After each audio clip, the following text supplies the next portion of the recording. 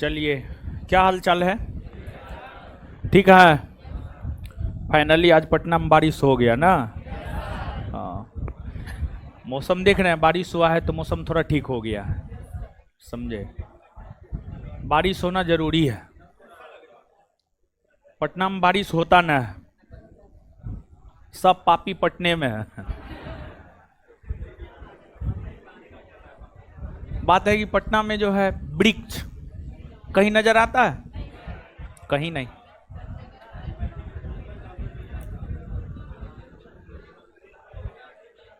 चलिए, तो हम लोग पढ़ रहे थे 1857 के विद्रोह को पढ़ लिए थे। 1857 के विद्रोह के बाद जो अन्य प्रमुख छोटे मोटे विद्रोह थे, जो अन्य प्रमुख छोटे मोटे विद्रोह थे, उन विद्रोहों को हम लोग पढ़ रहे थे। और उसमें जो है लास्ट क्लास में सन्यासी विद्रोह बताए थे। सन्यासी विद्रोह के बाद आपको और क्या क्या बताए थे? कित्तूर चेन्नम्मा विद्रोह और गडकरी और क्या, अहोम विद्रोह और पाइक विद्रोह और भी कुछ नहीं। चलिए, इतना विद्रोह बताए थे। तब आगे जो है अन्य विद्रोहों की भी चर्चा आगे हम आपके साथ करेंगे, लेकिन उससे पहले पिछले सेशन में जो विद्रोह के विषय में हम आपको बताए थे, उससे जो है 2-3-4 क्वेश्चन हम आपसे पूछ रहे हैं, आप फटाफट जवाब दीजिए। बताइए, कित्तूर चेन्नम्मा विद्रोह का नेतृत्व किसने किया था? चेन्नम्मा और रायन्ना। ठीक है, आगे बताइएगा, अहोम विद्रोह कहां हुआ था? असम में। पाइक विद्रोह के नेतृत्वकर्ता कौन थे? बक्सी जगबंधु विद्याधर। सन्यासी विद्रोह की चर्चा किस साहित्य में देखने को मिलती? आनंद मठ में। और सन्यासी विद्रोह कहां हुआ था? कहां हुआ था? बंगाल में ना। चलिए ठीक है, अब यहां से हम लोग आगे बढ़ते हैं। अब आगे समझिएगा। देखिए, आगे हेडिंग मारिएगा आप, नील विद्रोह। नील विद्रोह।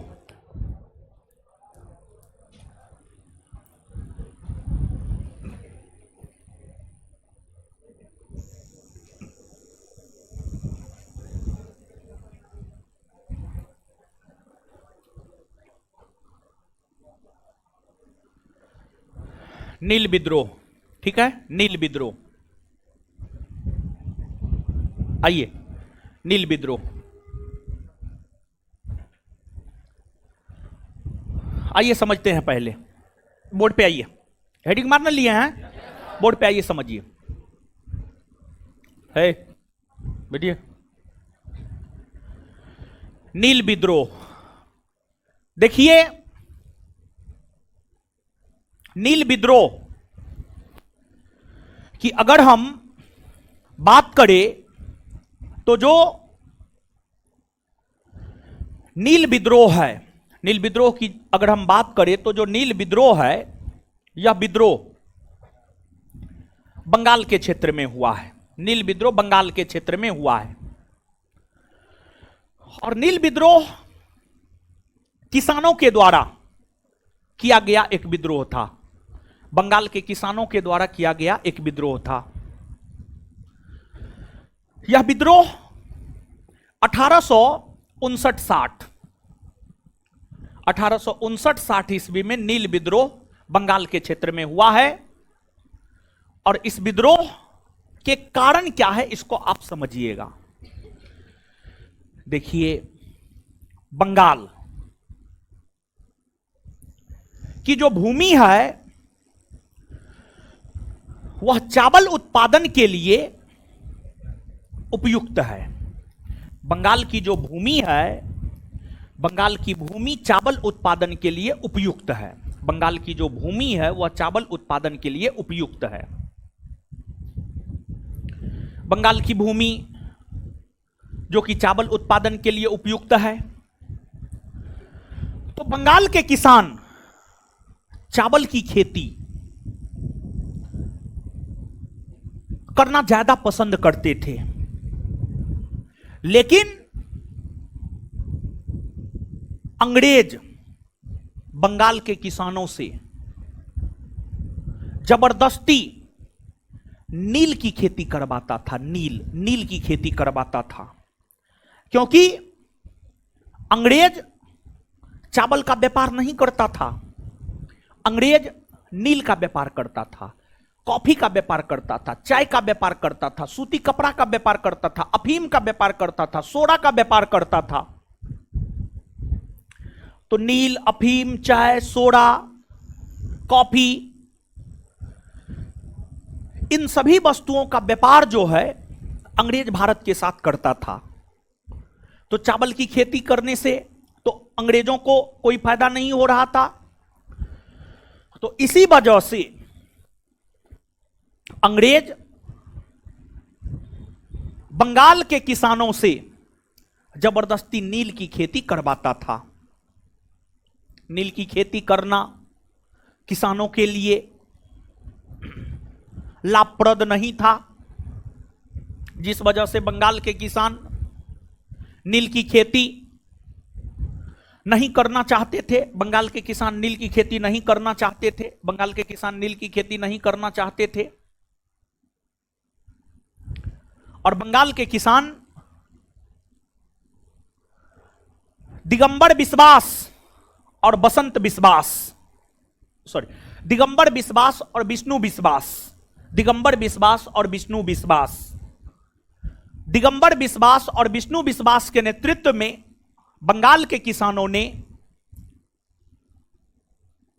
नील की खेती को बंद करते हुए जो आंदोलन की शुरुआत 1859 ईस्वी में की, नील की खेती को बंद करते हुए जो आंदोलन की शुरुआत 1859 ईस्वी में की, उसे ही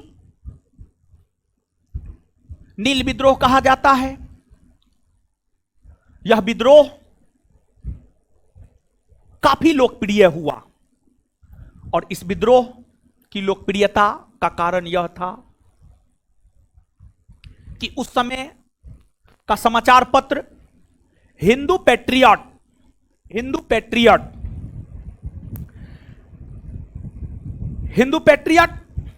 नामक समाचार पत्र की अगर हम बात करें तो जो हिंदू पैट्रियट नामक समाचार पत्र था, हिंदू पैट्रियट नामक समाचार पत्र ने इस विद्रोह का समर्थन किया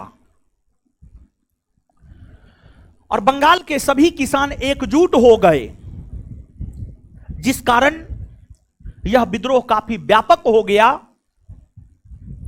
और इस विद्रोह की चर्चा दीनबंधु मित्र ने अपनी रचना नील दर्पण में किया है। दीनबंधु मित्र ने अपनी रचना नील दर्पण में नील विद्रोह की चर्चा की है और इस विद्रोह की व्यापकता को देखते हुए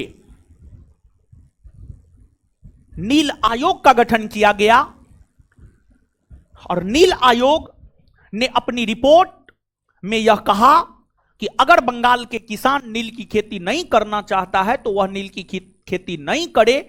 उन्हें अगर चावल का खेती करना पसंद है तो वो चावल का ही खेती करे।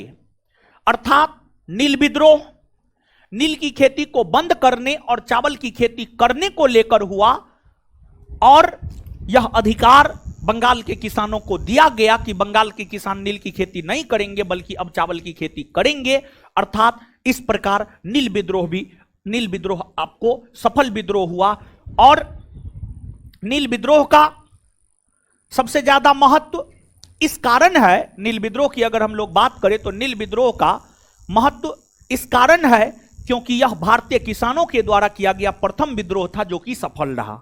यह भारतीय किसानों के द्वारा किया गया प्रथम विद्रोह था जो कि आपको सफल रहा। तो यही वजह है कि नील विद्रोह का काफी ऐतिहासिक महत्व जो है आपको है। अरे क्या हो रहा है जी? है डेली ऐसे नहीं होता है क्या? क्या दिक्कत है जी? लाइट में क्या दिक्कत है? काहे आता है करता है?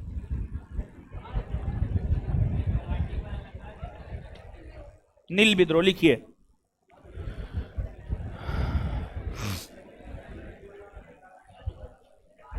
लिखिएगा।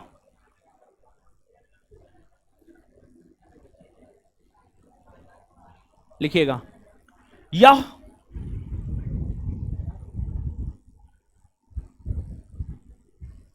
यह विद्रोह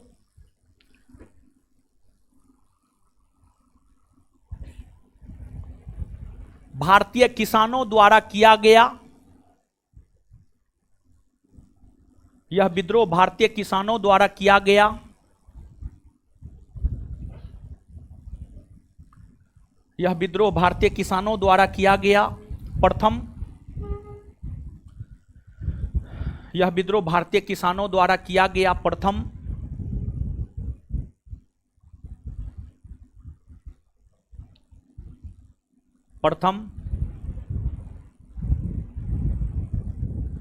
सफल विद्रोह है।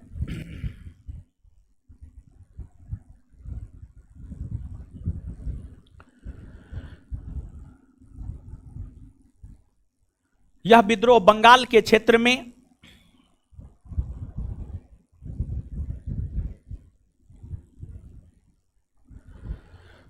यह विद्रोह बंगाल के क्षेत्र में 1859-60 ईस्वी में यह विद्रोह बंगाल के क्षेत्र में 1859-60 ईस्वी में यह विद्रोह बंगाल के क्षेत्र में 1859-60 ईस्वी में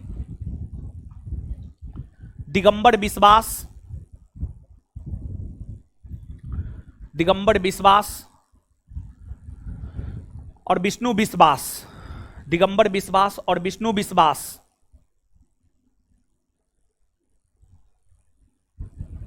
दिगंबर विश्वास और विष्णु विश्वास के नेतृत्व में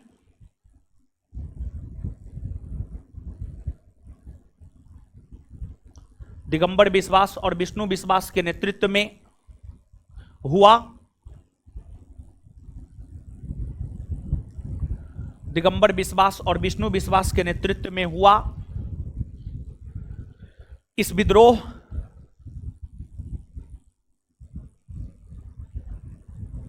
का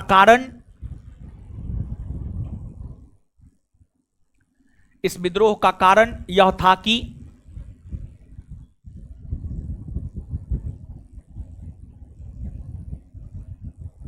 इस विद्रोह का कारण यह था कि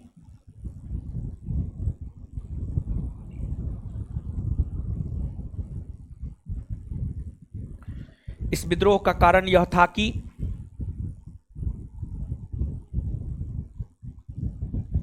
बंगाल के किसान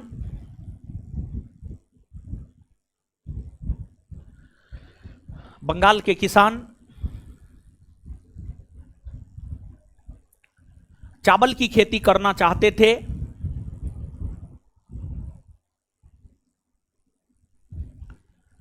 बंगाल के किसान चावल की खेती करना चाहते थे, लेकिन उनसे जबरन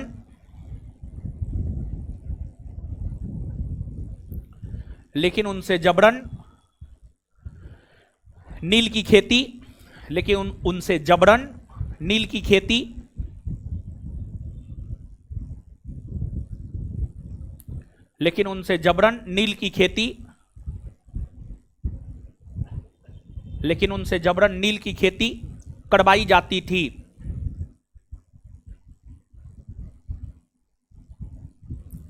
लेकिन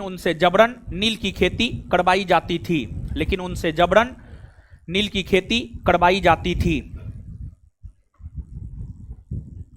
बंगाल के किसान नील की खेती नहीं करना चाहते थे, इसी को लेकर यह विद्रोह हुआ है। बंगाल के किसान नील की खेती नहीं करना चाहते थे,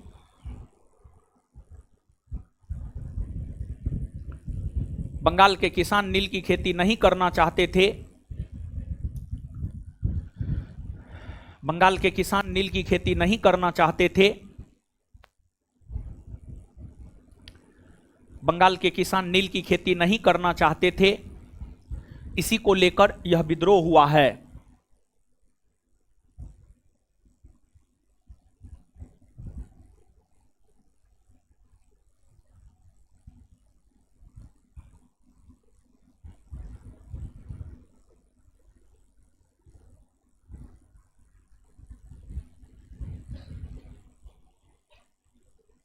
चलिए,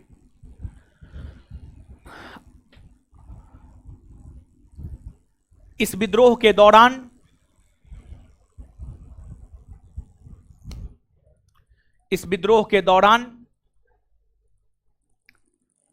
इस विद्रोह के दौरान बंगाल के किसानों की एकजुटता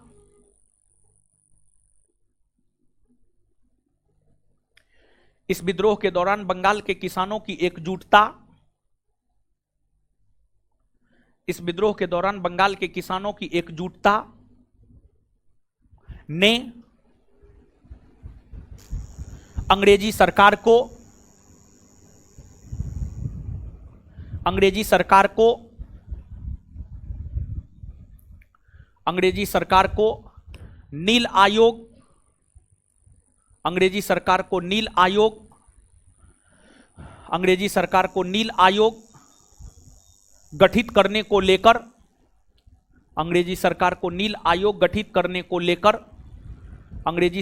नील आयोग गठित करने को लेकर विवश किया।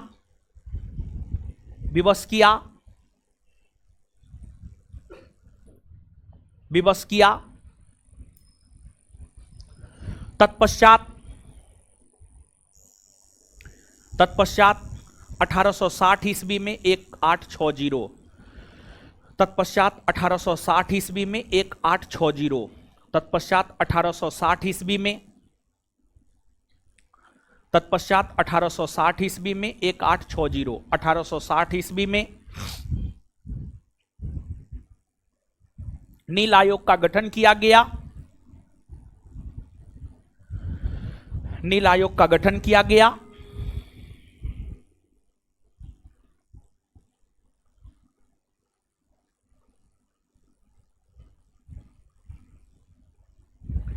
इस आयोग ने अपनी सिफारिश में इस आयोग ने अपनी सिफारिश में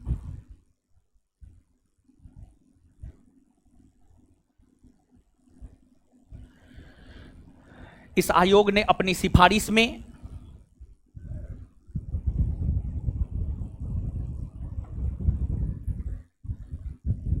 नील की खेती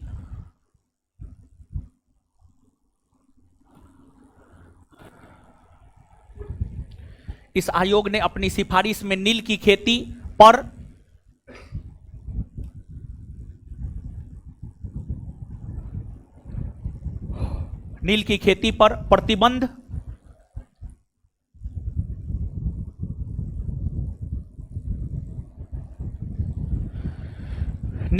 पर प्रतिबंध लगा दिया।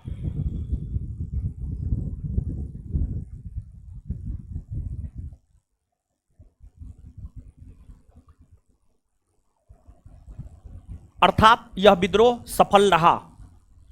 अर्थात यह विद्रोह सफल रहा।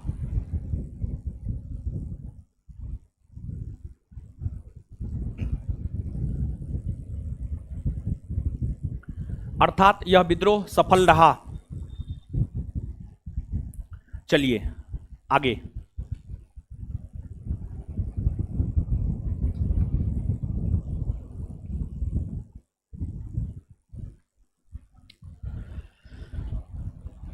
नील विद्रोह की चर्चा दीनबंधु मित्र ने अपनी रचना नील दर्पण में किया है। लिख लिए, लिखिएगा अगला स्टार मार के। नील विद्रोह की चर्चा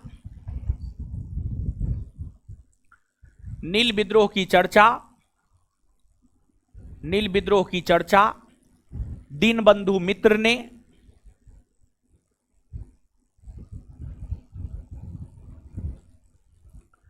नील विद्रोह की चर्चा दीनबंधु मित्र ने अपनी रचना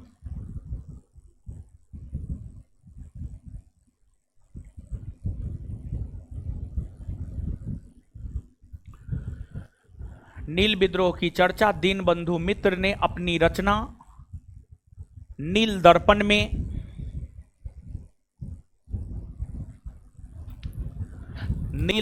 में किया है।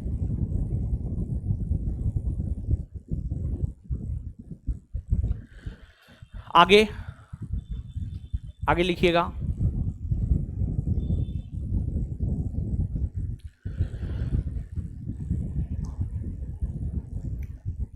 नील विद्रोह का समर्थन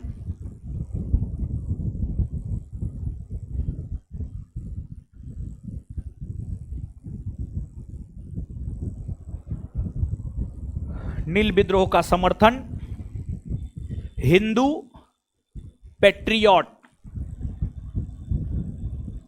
नील विद्रोह का समर्थन हिंदू पैट्रियट, हिंदू पैट्रियट, नील विद्रोह का समर्थन हिंदू पैट्रियट नामक समाचार पत्र ने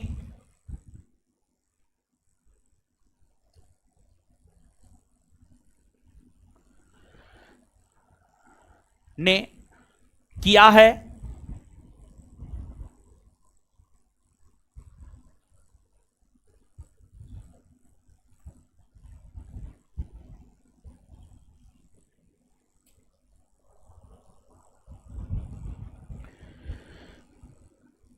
इसके संपादक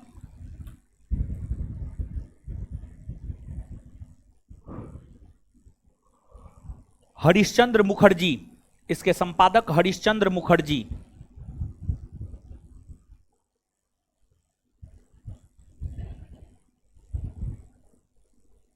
इसके संपादक हरिश्चंद्र मुखर्जी थे।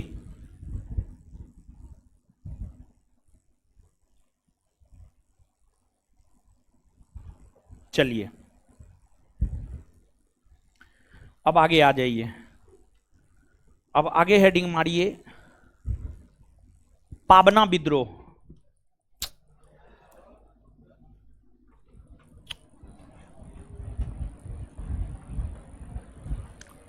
पाबना विद्रोह,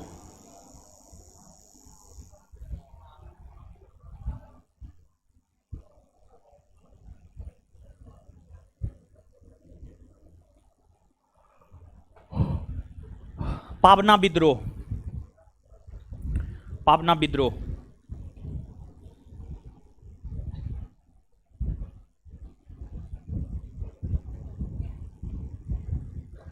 पाबना विद्रोह। चलिए आइए पाबना विद्रोह।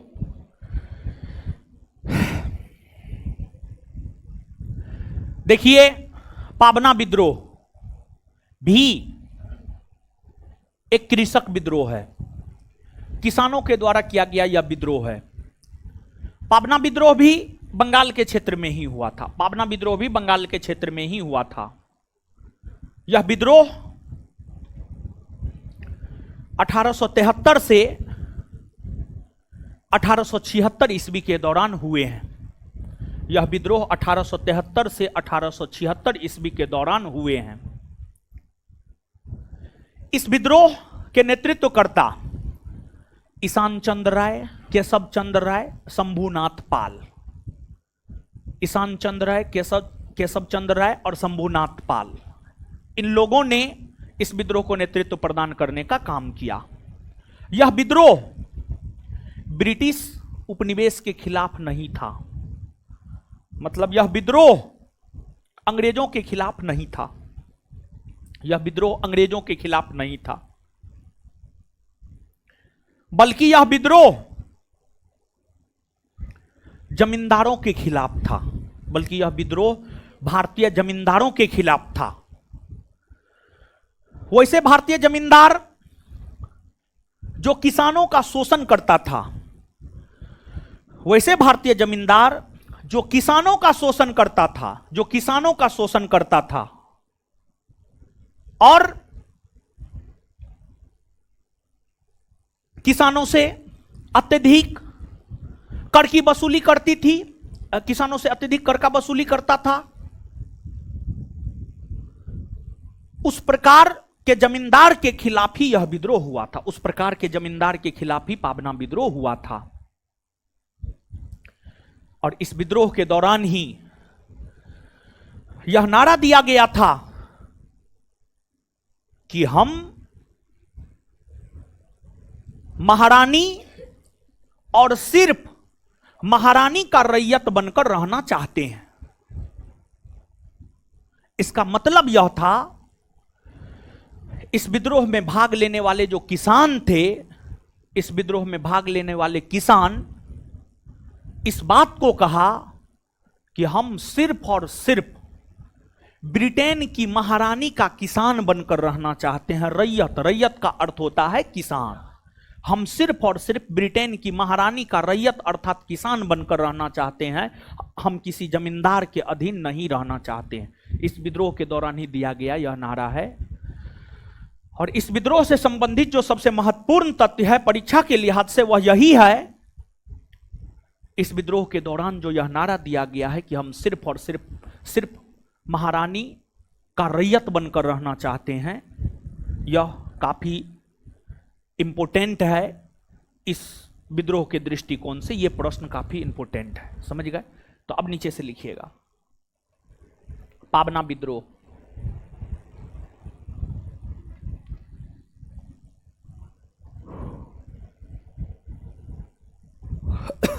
पाबना विद्रोह लिखिएगा। यह विद्रोह बंगाल के क्षेत्र में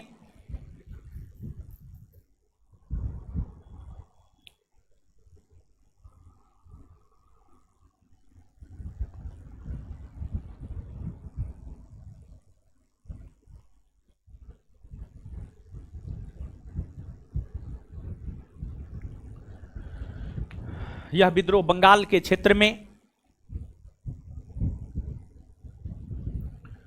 यह विद्रोह बंगाल के क्षेत्र में 1873 से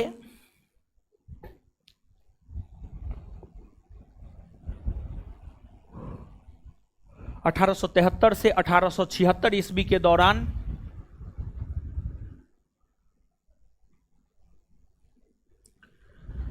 1873 से 1876 ईस्वी के दौरान 1873 से 1876 ईस्वी के दौरान हुए हैं।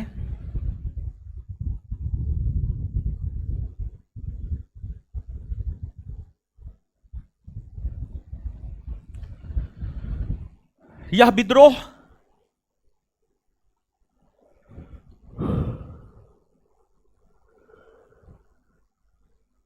विद्रोह भारतीय किसानों द्वारा, यह विद्रोह भारतीय किसानों द्वारा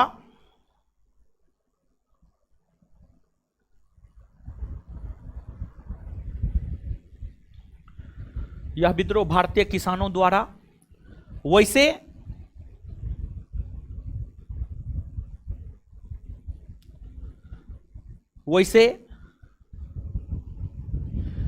जमींदारों के खिलाफ हुआ है,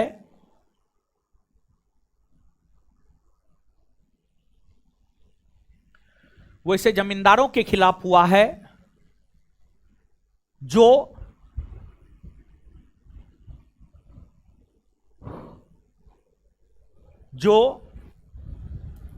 किसानों का शोषण किया करता था।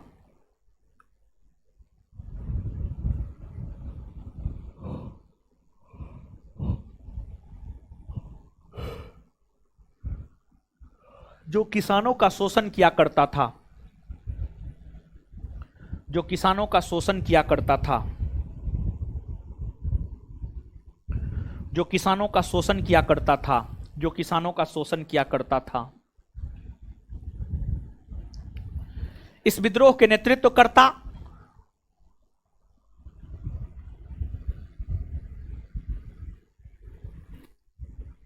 इस विद्रोह के नेतृत्वकर्ता ईशान चंद्र राय, ईशान, हे भगवान,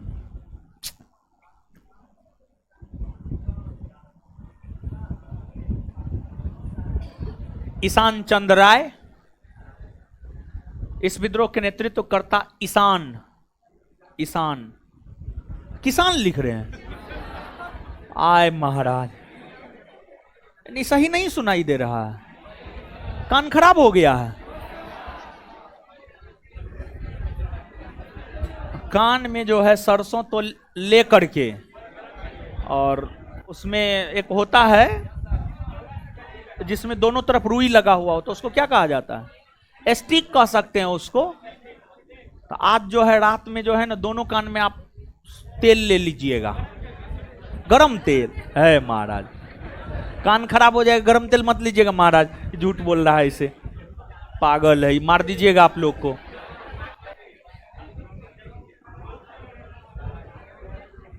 देखिए, जो 5 ज्ञानेंद्रियां हैं, क्या क्या है? आंख, कान, नाक, जीभ और त्वचा, यही ना है 5 गो। इसके साथ छेड़छाड़ नहीं होना चाहिए, समझे? नाक, कान, मुंह के साथ तो छेड़छाड़ करबे मत कीजिए। देखिए, यहां से ऊपर कोई छेड़छाड़ नहीं होना चाहिए, यहां से ऊपर, समझे? और काफी सतर्कता से जो है चीजों को करना है। एक एग्जांपल हम दे रहे हैं, सुनिए। परसों या तरसों का घटना है, बीएड का परीक्षा कब हुआ है? सोमवार को। बीएड का परीक्षा सोमवार को हुआ है। सुनिए, बता रहे हैं, सुनिए, हल्ला मत है। मंगलवार को, हाँ मंगलवार की घटना हम बता रहे हैं, सुनिए। देखिए, एक लड़का था, उसका नाम था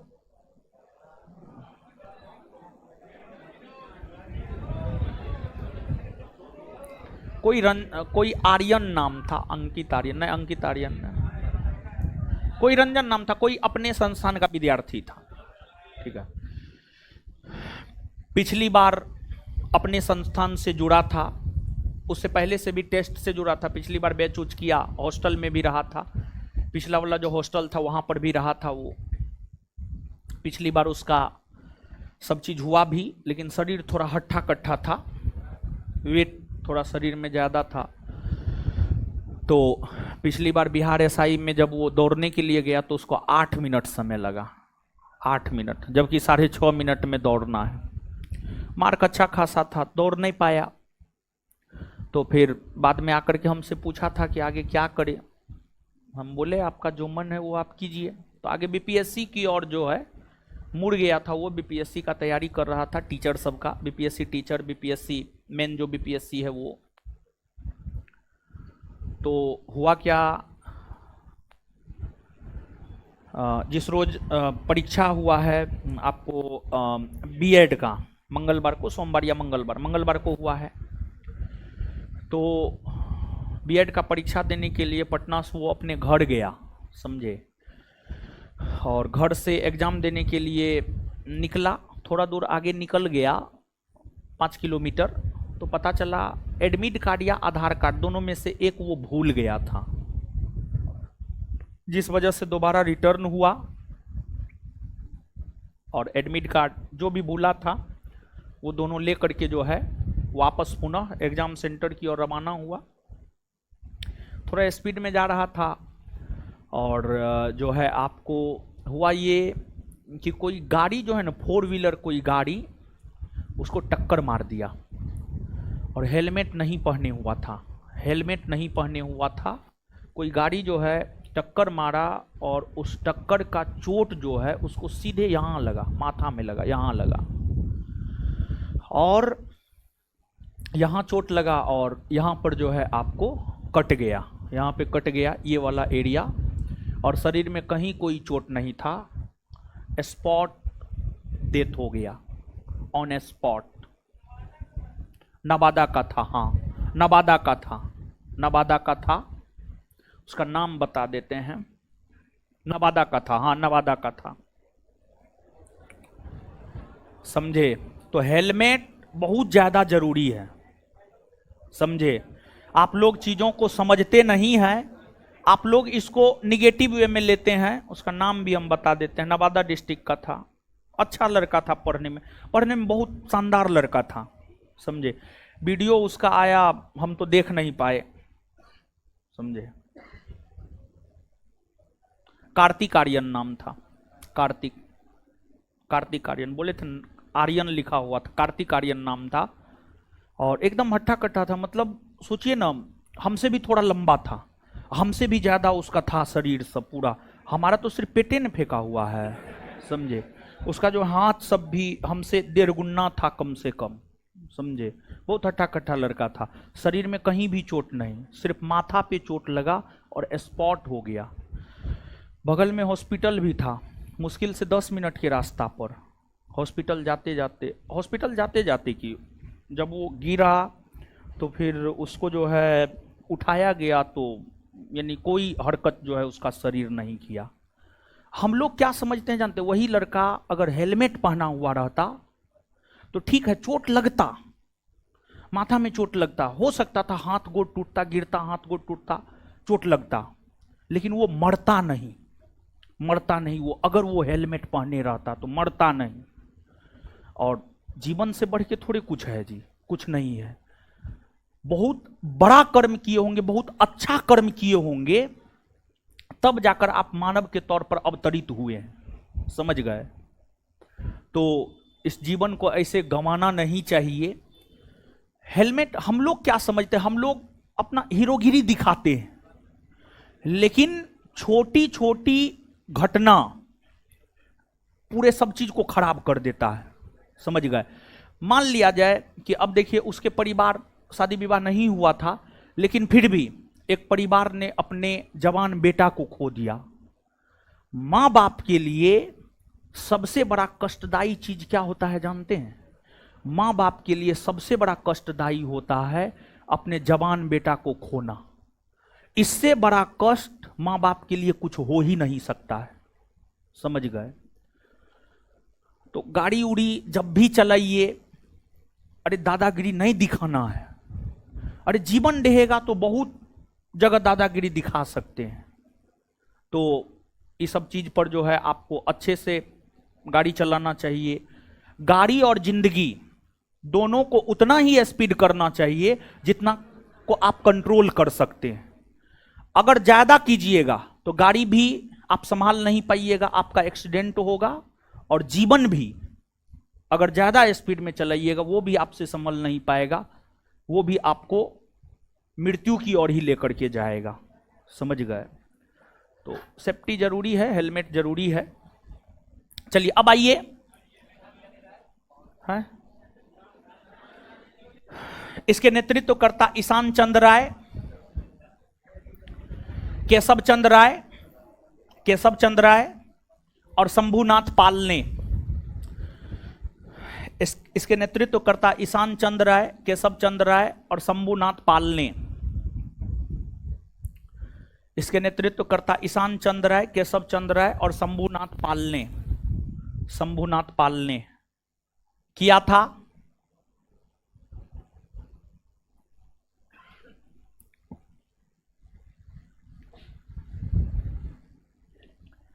इस विद्रोह के दौरान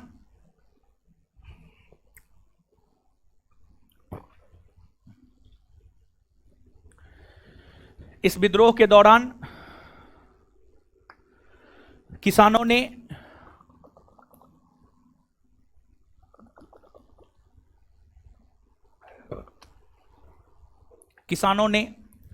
यह नारा दिया कि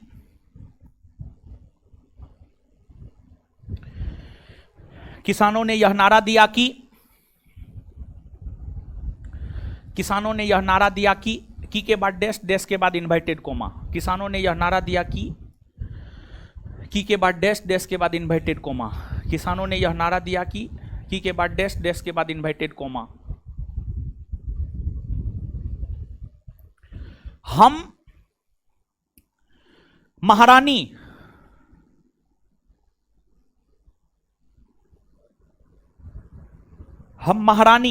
और सिर्फ महारानी,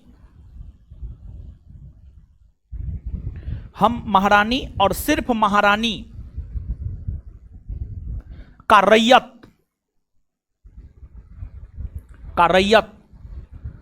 बनकर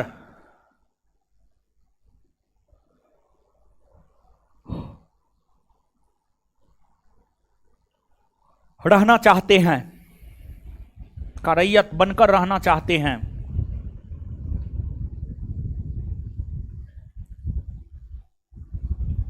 चलिए, पाबना विद्रोह के बाद आगे हेडिंग मारिए संथाल विद्रोह।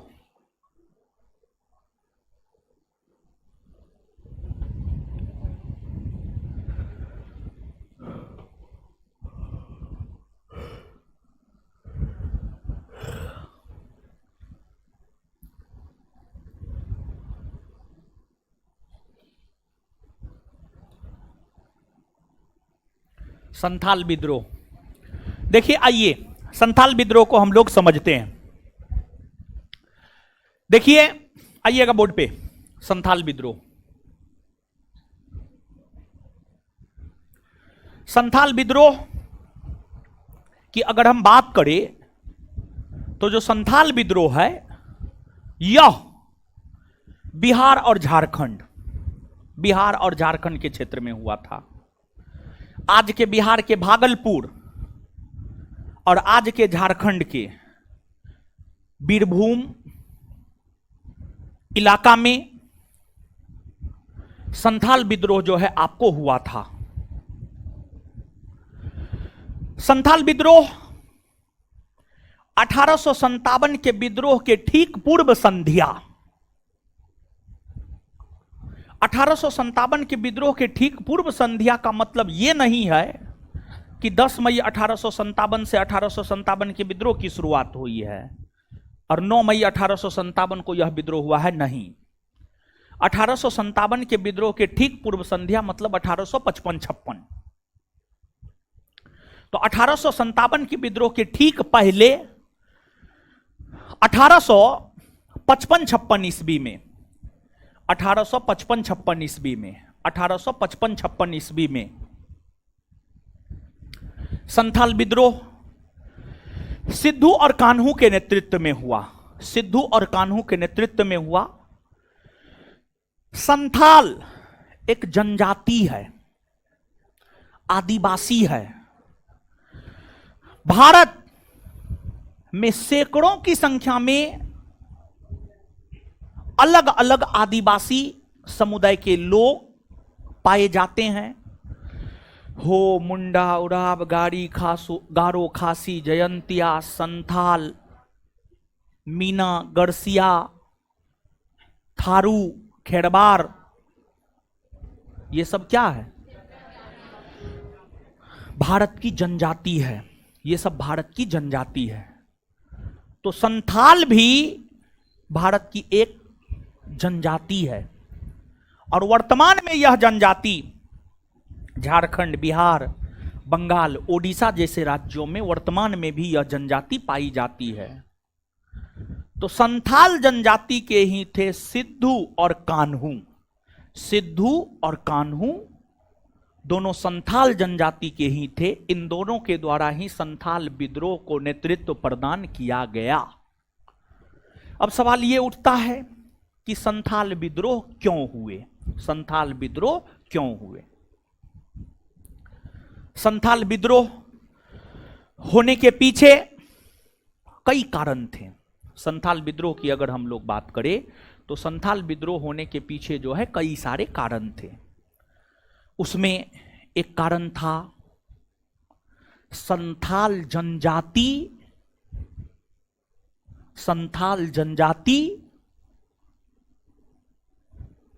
का शोषण किया जाना, संथाल जनजाति को उनके भूमि से बेदखल किया जाना, मतलब उसको उसकी भूमि से हटा दिया जाना, संथाल जनजाति की महिलाओं के साथ अंग्रेजों के द्वारा अभद्रता किया जाना, जमींदारों द्वारा संथाल जनजातियों का अत्यधिक शोषण किया जाना, ये सभी संथाल विद्रोह के कारण बने। और संथाल विद्रोह का स्वरूप काफी शक्तिशाली था। संथाल विद्रोह का स्वरूप काफी शक्तिशाली था। संथाल विद्रोह का स्वरूप काफी शक्तिशाली था। क्यों कह सकते हैं? इसलिए कह सकते हैं क्योंकि इस जनजाति के लोगों ने अंग्रेजी सेना का प्रखरता से सामना किया और इस विद्रोह के दौरान पुलिस स्टेशन, रेलवे स्टेशन, डाकघर, इस सबको उड़ा दिया गया या आगजनी कर दी गई। उड़ा दिया गया या आगजनी कर दी गई। तो जो संथाल विद्रोह था काफी शक्तिशाली और व्यापक विद्रोह था। संथाल विद्रोह काफी शक्तिशाली और व्यापक विद्रोह था। संथाल विद्रोह इस विद्रोह के व्यापक स्वरूप को देखते हुए एक बड़ी और प्रशिक्षित सेना इस विद्रोह को दबाने के लिए आया इस क्षेत्र में, और अंग्रेज सेनापति लॉयड और ब्राउन के नेतृत्व में, अंग्रेज सेनापति ब्राउन और लॉयड के नेतृत्व में इस विद्रोह को दबा दिया गया। और फिर इस विद्रोह को दबाने के बाद एक नया जिला बनाया गया, संथाल जिला, संथाल जिला। और अंग्रेजी सरकार के द्वारा संथाल जनजातियों के लोगों को लेकर एक कानून भी बनाए गए, जिसे संथाल परगना काश्तकारी अधिनियम कहा गया। संथाल परगना काश्तकारी अधिनियम कहा गया। और संथाल परगना काश्तकारी अधिनियम में यह प्रावधान किया गया कि संथाल जनजाति के लोग गैर संथाल को अपने भूमि का अंतरण नहीं करेगा, और अगर करता है तो यह गैर कानूनी माना जाएगा, यह गैर कानूनी माना जाएगा, यह गैर कानूनी माना जाएगा। मतलब इसका यह है कि संथाल जनजाति का जमीन आम लोग नहीं खरीद सकता है, अगर खरीदते भी हैं गैर कानूनी होगा। आपको एक झारखंड में कोई एक युवा है जो संसद का चुनाव भी लड़ा था, हार गया था, क्या नाम है? जयराम महतो। जयराम महतो यही नाम है। वो यही सब मुद्दा उठाता है, जयराम महतो यही सब मुद्दा उठाता है। जयराम महतो कहता है, बड़ी क्रांतिकारी युवा है, बड़ी निर्भीक निडर युवा है, उसका हम एगो क्लिप देखे हैं, समझ गए, इसी वजह से नाम नहीं याद था।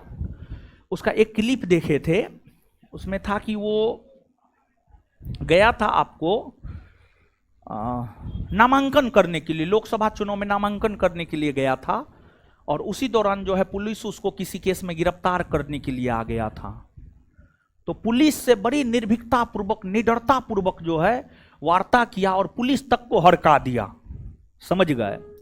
तो निडर निर्भीक है और उसकी मांग जायज है, उसकी मांग जायज है। चुनाव हार गया है वो, ठीक है, चुनाव हार गया है जयराम महतो, लेकिन उसकी मांग जायज है। वो जो बात करता है उसमें इस बात को भी रखता है कि जब अंग्रेज हम आदिवासियों से जमीन नहीं ले सका, जब अंग्रेजी काल में हम आदिवासी जमीन नहीं दिए, अंग्रेजी शासन के दौरान का कानून है, तो अब हम आदिवासी समुदाय के लोग अपना जमीन किसी को क्यों दें? मांग तो जायज है, मांग सही है, समझ गए। तो मेन जानते हैं जो विवाद होता है, आप देखते होंगे अपने समाज में, समाज में कौन है? समाज में हम ही लोग रहते हैं, हम ही लोग को मिलाकर के समाज बनता है। समाज में देखते होंगे जो झगड़ा होता है भूमि के कारण, भूमि के कारण, बित्ता पर भूमि के कारण कान कपार फूट जाता है। ज्यादा भूमि ना है, बित्ता भर, समझे? तो उस प्रकार का सिचुएशन अगर हो ना, छोड़ दीजिए, कहिए तुम ही खुश रहो, समझ गए। लेकिन आप लोग ऐसा कीजिएगा, कथनी और करनी में बड़ी अंतर हो जाता है, समझे? तो खैर ठीक है, जो है सो है। अब सुनिए हीरो सब है, सुनिए। तो हुआ क्या, इस विद्रोह का नेतृत्व तो सिद्धू और कान्हू ने किया। सबसे पहले सिद्धू को गिरफ्तार कर लिया गया और फिर आगे चलकर कान्हू को गिरफ्तार कर लिया गया। मुख्य नेता को ही गिरफ्तार कर लिया गया, और जैसे ही मुख्य नेता को गिरफ्तार कर लिया गया तो सिद्धू कान्हू का भाई था चांद और भैरव। चांद और भैरव ने भी इस विद्रोह को नेतृत्व प्रदान किया, लेकिन ये दोनों उतने अधिक योग्य नहीं थे और अंततः 1856 आते आते ब्राउन और लॉयड नामक सेनापति के नेतृत्व में इस विद्रोह को दबा दिया गया और संथाल जिला का गठन किया गया और संथाल जनजाति के लोगों के लिए जो है आपको संथाल परगना काश्तकारी अधिनियम लाया गया और इस अधिनियम के तहत संथाल जनजाति के लोगों के भूमि का अंतरण गैर संथाल में नहीं हो सकता, गैर संथाल में नहीं हो सकता है, इसे गैर कानूनी घोषित कर दिया गया। संथाल जनजाति के लोग संथाल जनजाति के लोगों को भूमि दे सकता है, लेकिन गैर संथाल को नहीं दे सकता है। समझे बात को? तो नीचे से लिखिए।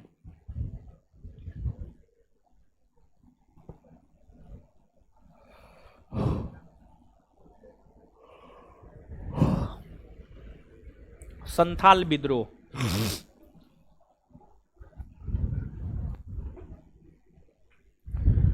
यह विद्रोह यह विद्रोह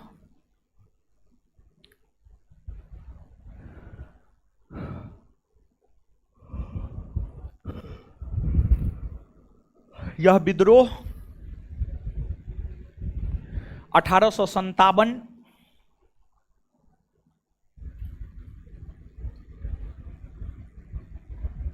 के सिपाही विद्रोह से ठीक पहले, यह विद्रोह 1857 के सिपाही विद्रोह से ठीक पहले 1857 के सिपाही विद्रोह से ठीक पहले 1855-56 ईस्वी में 1855-56 ईस्वी में सिद्धू, कान्हू, चांद, भैरव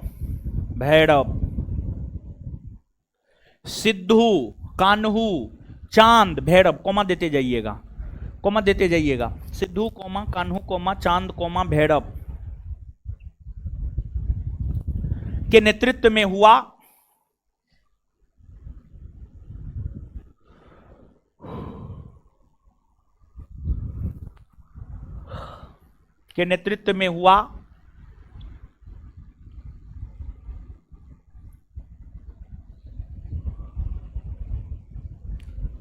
इस विद्रोह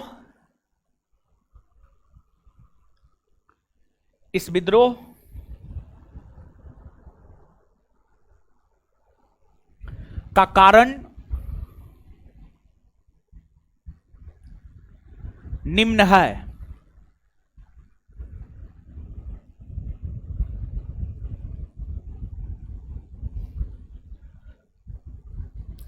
इस विद्रोह का कारण निम्न है। एक नंबर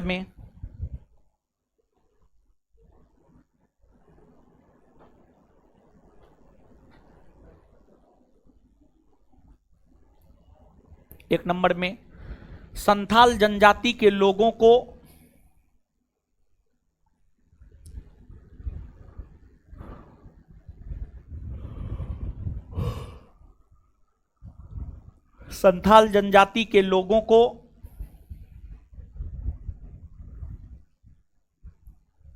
उसके अपनी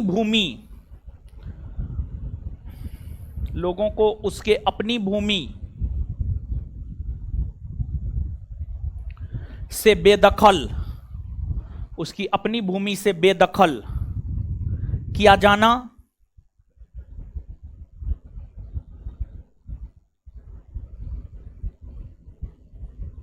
दो नंबर में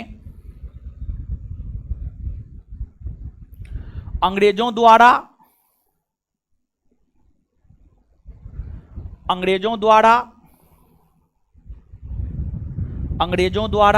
संथाल महिलाओं को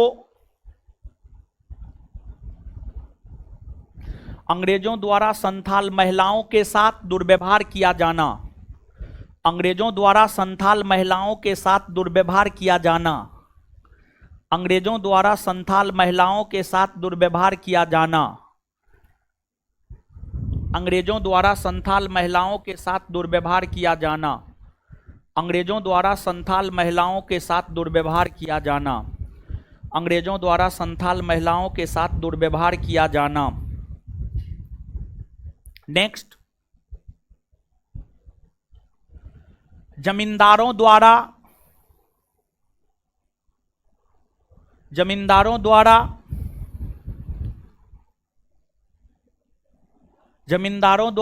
संथाल जनजाति के लोगों का अत्यधिक शोषण किया जाना।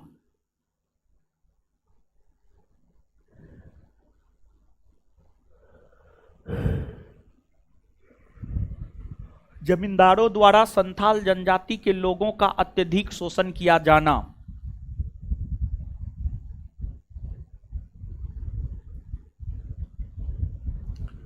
जमींदारों द्वारा संथाल जनजाति के लोगों का अत्यधिक शोषण किया जाना।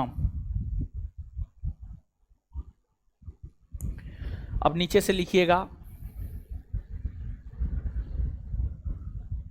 इस विद्रोह का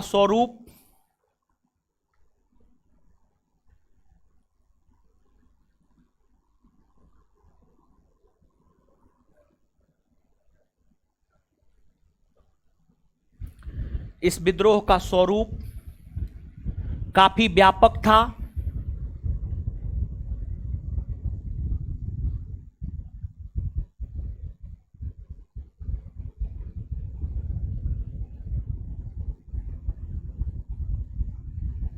इस विद्रोह का स्वरूप काफी व्यापक था।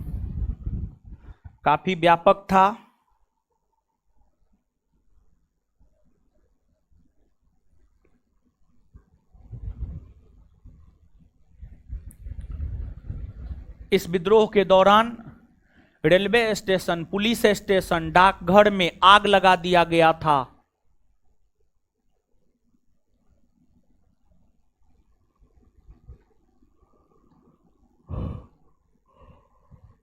इस विद्रोह के दौरान रेलवे स्टेशन, पुलिस स्टेशन,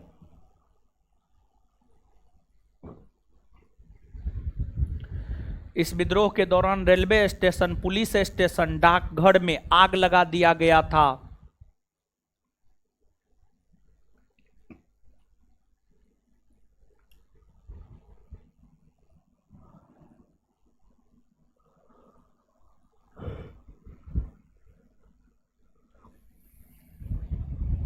लेकिन आगे चलकर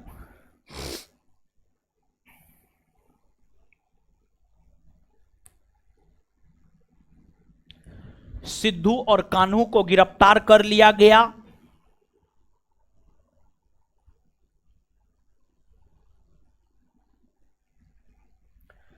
सिद्धू और कान्हू को गिरफ्तार कर लिया गया, जिस कारण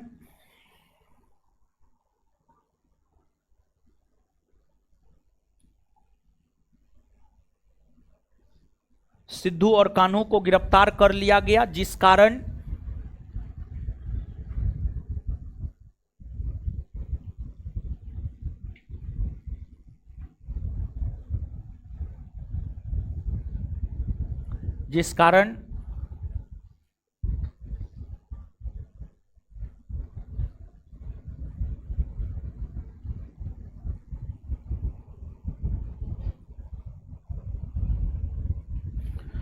इस विद्रोह की गति मंद पड़ गई।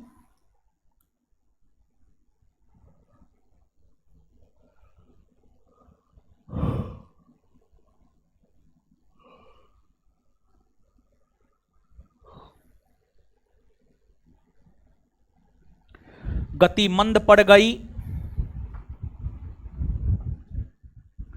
और फिर अंग्रेज सेनापति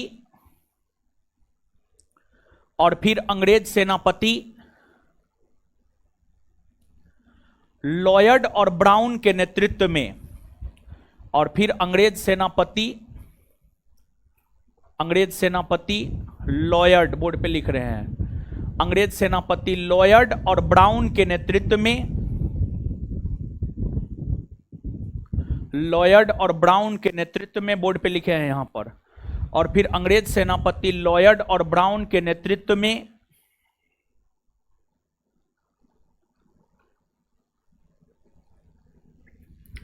इस विद्रोह को दबा दिया गया।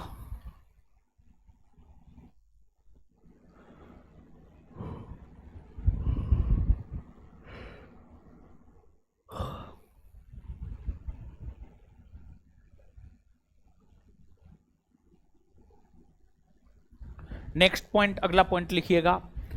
अंग्रेजी सरकार ने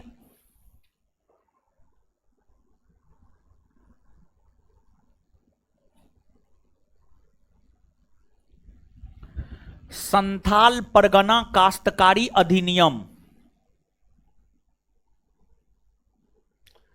अंग्रेजी सरकार ने संथाल परगना काश्तकारी अधिनियम,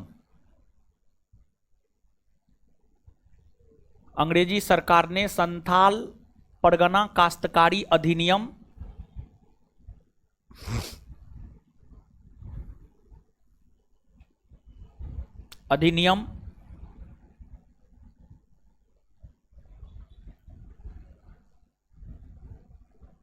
को पारित किया।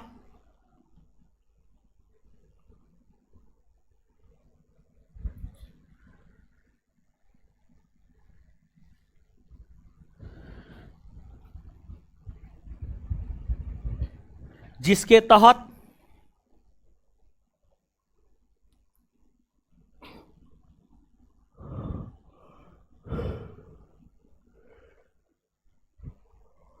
तहत यह प्रावधान किया गया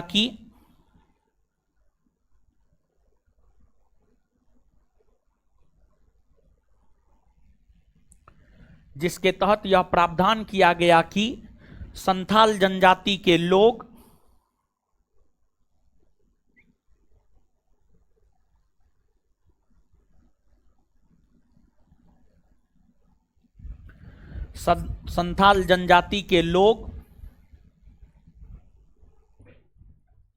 गैर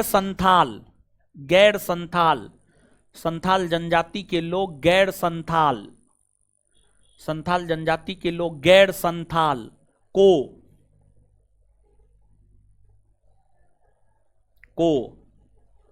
भूमि का अंतरण नहीं कर सकते हैं।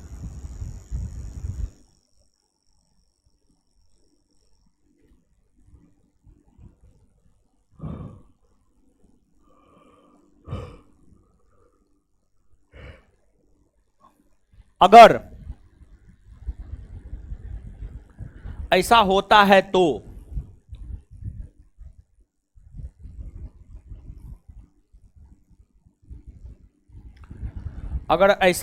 है तो यह गैर कानूनी माना जाएगा।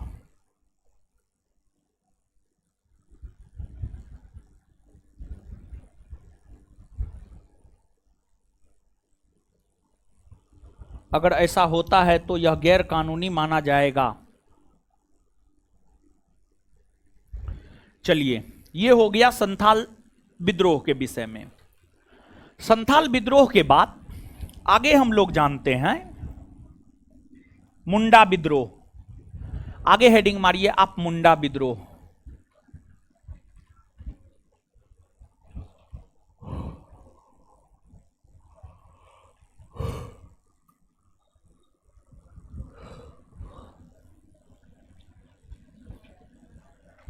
हेडिंग मारिए मुंडा विद्रोह। मुंडा विद्रोह, आइए मुंडा विद्रोह समझते हैं हम लोग मुंडा विद्रोह को। आइए तो बोर्ड पे आइए,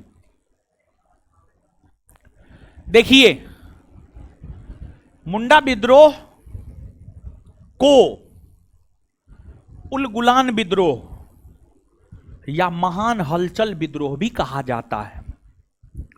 जो मुंडा विद्रोह है, मुंडा विद्रोह की अगर हम लोग बात करें तो मुंडा विद्रोह को उलगुलान विद्रोह या महान हलचल विद्रोह भी कहा जाता है। महान हलचल विद्रोह भी कहा जाता है।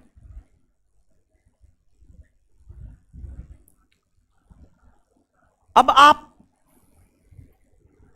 मुंडा विद्रोह झारखंड में हुआ है, झारखंड में, और इस विद्रोह के नेतृत्व करता थे बिरसा मुंडा। बिरसा मुंडा यह विद्रोह 1899 ईस्वी से लेकर 1900 ईस्वी के बीच, मुंडा विद्रोह 1899 ईस्वी से लेकर 1900 ईस्वी के बीच, मुंडा विद्रोह 1899 ईस्वी से लेकर 1900 ईस्वी के बीच बिरसा मुंडा के नेतृत्व में झारखंड के क्षेत्र में हुआ है। अब सवाल यह उठता है, इस विद्रोह के होने का कारण क्या था? देखिए, इस विद्रोह के होने का कारण था खुटकट्टी प्रथा। खुटकट्टी प्रथा, खुटकट्टी प्रथा। अब खुटकट्टी प्रथा क्या है, इसको आप थोड़ा सा समझिएगा।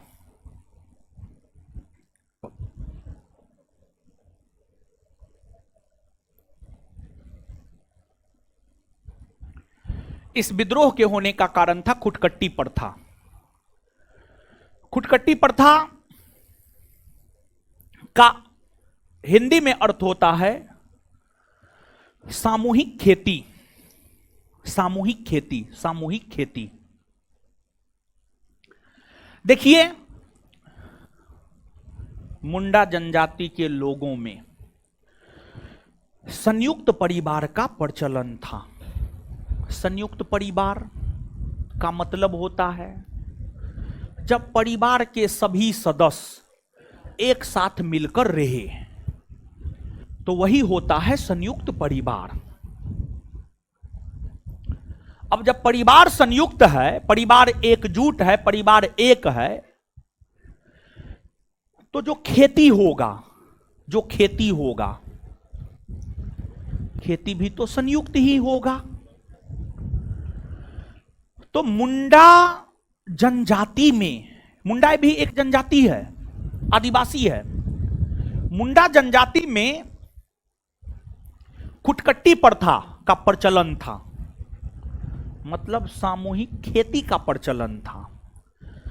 मतलब सामूहिक खेती का प्रचलन था। सामूहिक खेती का प्रचलन था आपको मुंडा जनजाति में। तो इस प्रथा के वजह से अंग्रेजों को राजस्व में घाटा होता था। राजस्व में घाटा होता था। खुटकट्टी प्रथा के वजह से अंग्रेजों को राजस्व में जो घाटा होता था, इसी वजह से अंग्रेजों ने खुटकट्टी प्रथा को समाप्त कर दिया, सामूहिक खेती की व्यवस्था को समाप्त कर दिया। यही घटना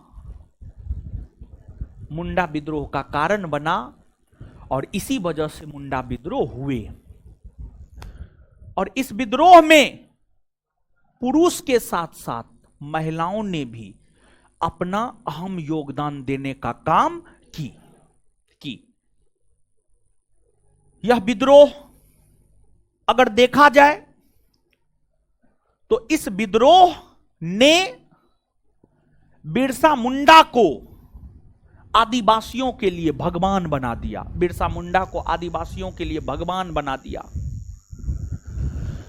उन्हें धरती आबा भी कहा जाता है। और उनके इस विद्रोह के वजह से ही, उनके इस विद्रोह के वजह से ही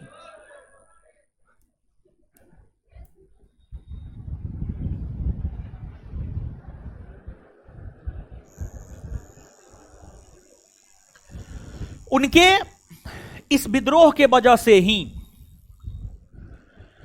अंग्रेजों ने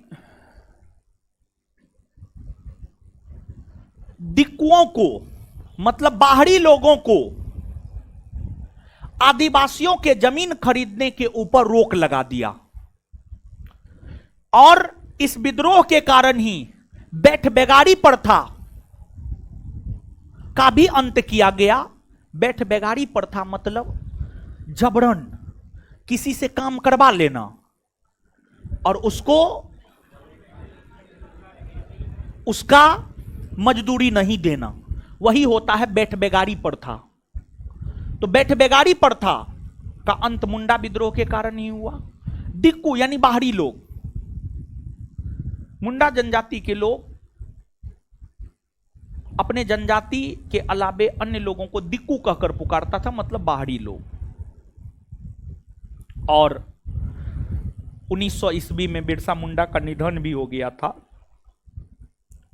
काफी कम उम्र में बिरसा मुंडा का निधन हुआ था।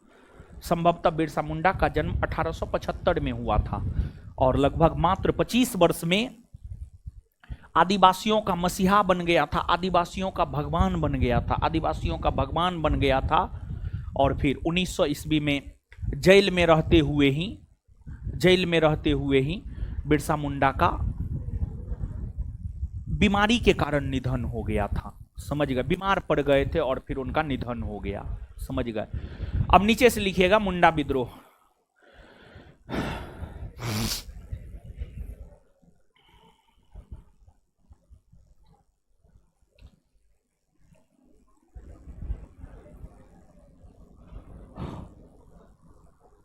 यह विद्रोह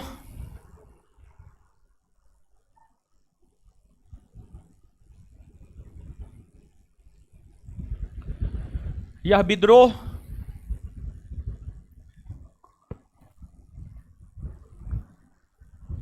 यह विद्रोह यह विद्रोह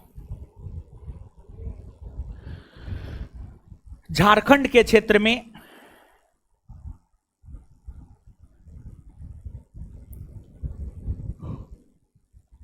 झारखंड के क्षेत्र में 1899 ईस्वी से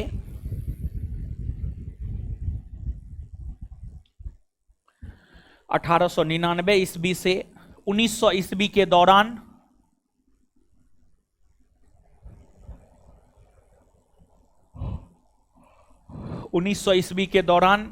बिरसा मुंडा के नेतृत्व में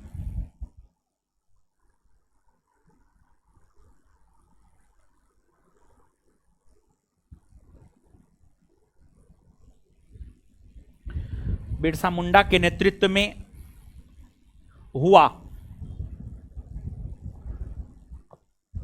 बिरसा मुंडा के नेतृत्व में हुआ। बिरसा मुंडा के नेतृत्व में हुआ। इस विद्रोह को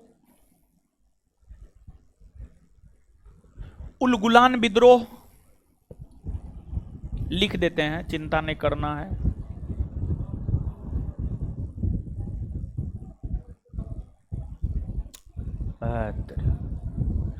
इस विद्रोह को उलगुलान विद्रोह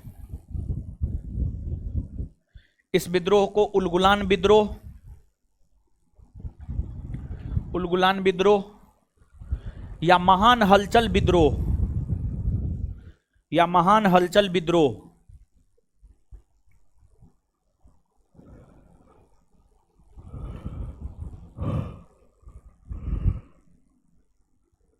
भी कहा जाता है। महान हलचल विद्रोह भी कहा जाता है।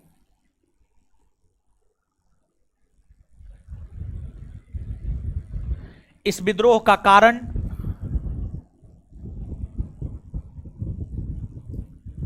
इस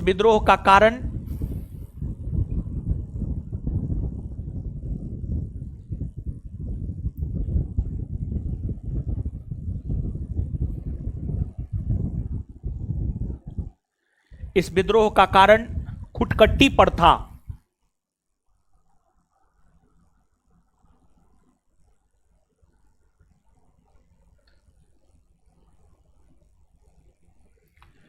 इस विद्रोह का कारण खुटकट्टी प्रथा था। एक मिनट, खुटकट्टी प्रथा यानी सामूहिक खेती।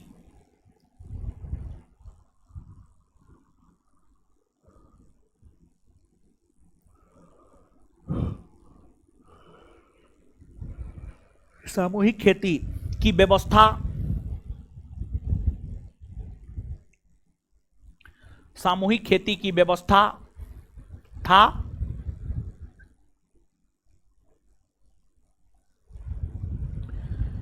इस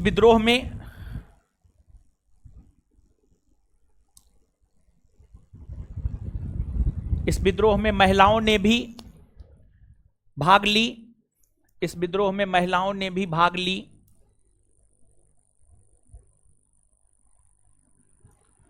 इस विद्रोह में महिलाओं ने भी भाग ली।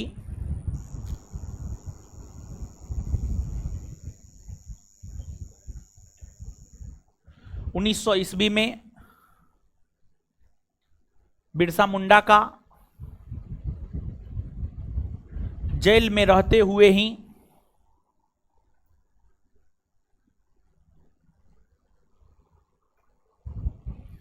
1900 ईस्वी में बिरसा मुंडा का जेल में रहते हुए ही निधन हो गया।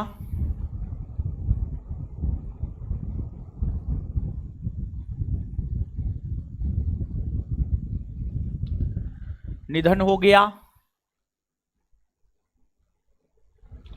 निधन हो गया।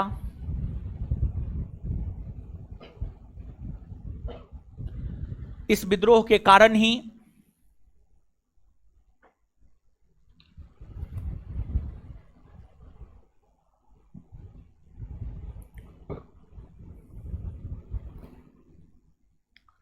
इस विद्रोह के कारण ही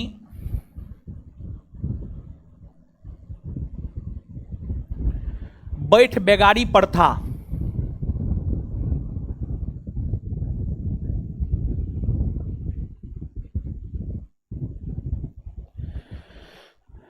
इस विद्रोह के कारण ही बैठ बेगारी प्रथा इस विद्रोह के कारण ही बैठ बेगारी प्रथा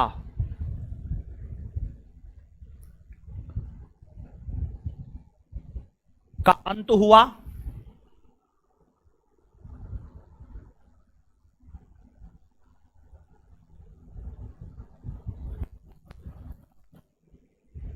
फुल स्टॉप।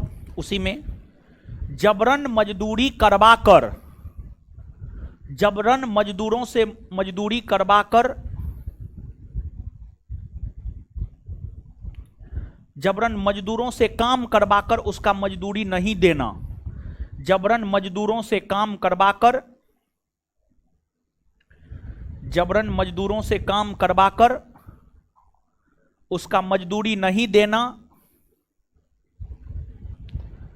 जबरन मजदूरों से काम करवाकर उसका मजदूरी नहीं देना ही बैठ बेगारी प्रथा कहलाती है।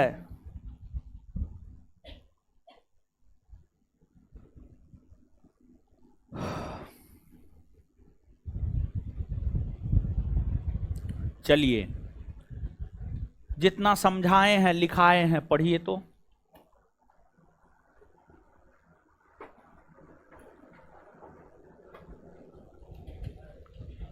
पढ़िए।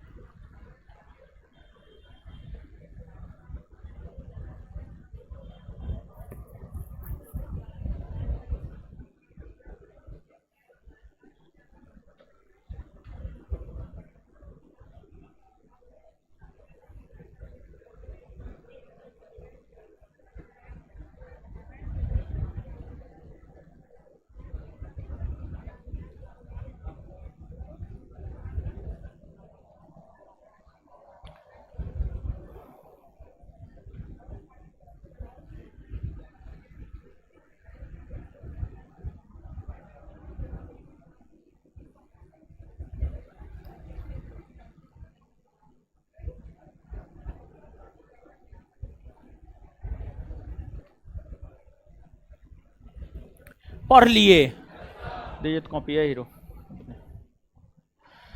आइए होश हवास में याद कीजिएगा। इन अपना है ज्ञान बिंदु में, दिमाग है एनआईटी घाट पे, समझे। शारीरिक मानसिक वैचारिक हर तौर पे यही रही है। भारतीय किसानों द्वारा किया गया प्रथम सफल विद्रोह, नील विद्रोह कहां हुआ है? कहां हुआ है? कब से कब? कब से कब? किसके नेतृत्व में? किसके नेतृत्व में? नील विद्रोह की चर्चा कौन साहित्य में देखने को मिलती? नील दर्पण के रचयिता, नील दर्पण के रचयिता दीनबंधु। नील विद्रोह का समर्थन किस समाचार पत्र ने किया? किसने किया? हिंदू। पाबना विद्रोह किस क्षेत्र में हुआ? पाबना विद्रोह किस क्षेत्र में हुआ? कब से कब? 1873 से 1800। पाबना विद्रोह का नेतृत्व करता कौन था? किस विद्रोह के दौरान किसानों ने यह नारा दिया, हम महारानी और सिर्फ महारानी का रैयत बनकर रहना चाहते हैं? आए? संथाल विद्रोह कब हुआ है? कब हुआ है? इसके नेतृत्व करता संथाल विद्रोह को किसने दबाया? लॉयड और ब्राउन। संथाल विद्रोह को किसने दबाया?